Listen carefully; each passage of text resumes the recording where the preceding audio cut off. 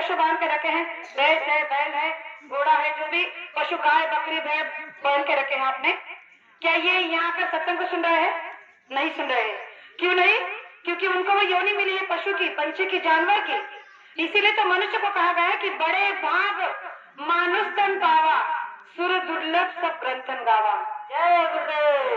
वो स्वामी जी महाराज की चौपाई आती है, उसमें ये लिखा है कि बड़े भाग ये मानव तन है, जिसे पाने के लिए सूर्य यानी देवी देवता इच्छा करते हैं कि मृत्यु लोक में अगर आज हमें मनुष्य का शरीर मिला होता तो खरका गांव में जाकर हम भी बाबा जय गुरुदेव जी महाराज का सत्संग को सुन रहे होते। जय गुरुदेव। इतना बड़ा सौभाग्य इस मानव को मिला है, फिर भी ये मानव सुधरना नहीं चाहता है, फिर भी ये मानव इसी गटर में पड़ा रहना चाहता है।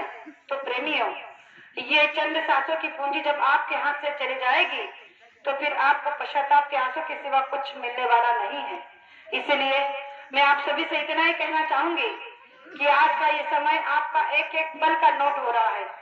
आप ये कभी मत समझना कि हम यहाँ घंटे 2 घंटे से बैठे हैं और हमारा समय बेकार बर्बाद हो रहा है। हमारा एक एक पल वहाँ धर्मराय के डायरी में नोट हो रहा है।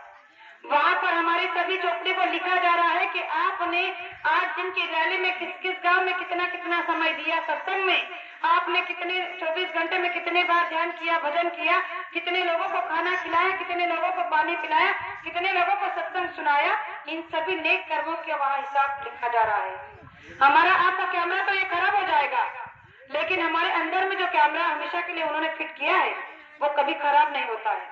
जब तक हमारी सांसों की पूंजी खत्म नहीं हो जाती, हमारी जीवात्मा नहीं चली जाती, तब तक वो कैमरा हमारा शूटिंग करता रहता है दिन रात। भले हम सो जाए लेकिन वो कभी नहीं सोता, वो दिन रात जगता रखता है।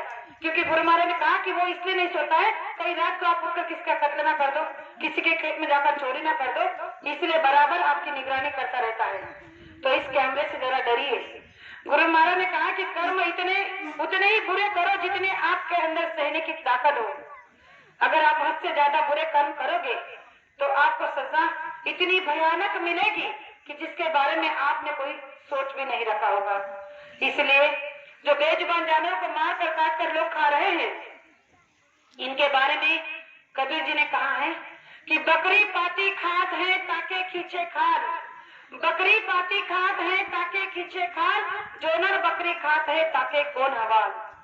उन्होंने कहा कि जो नर आज यानी कि जो मनुष्य, जो इंसान पशु का, बकरी का सेवन कर रहा है, उसकी खाल को बेरहमी से खींच रहा है, जो पेड़ की पत्तियां घास खाती हैं, जिसका कोई दोष नहीं, अपराध नहीं, बेरहमी से उन्हें काट रहकर उसकी खाल को आप खींचकर उन्हें खा रहे हो, तो कभी आपने सोचा है कि जिसका कोई गुनाह न होते हुए भी जिसकी खाल को खींचा जा रहा है बेरहमी से, आपने कभी सोचा कि जो नर ये मांस खा रहा है उसकी मौत कितनी भयानक, कितनी दर्दनाक होगी।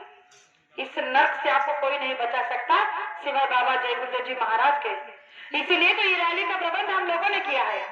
गुरु महाराज ने गांव-गांव में समझाने का तरीका ये निकाला है कि आप रैली निकालो, प्रेमियों को इकट्ठा करो, गांव-गांव में, कस्बों में, शहरों में जाकर बताओ, घर-घर में जाकर कि आपको शाकाहारी होना बहुत ही अनिवार्य है, बहुत ही जरूरी है। जब तक आप मांस मुर्दे का सेवन करना बंद नहीं करोगे तब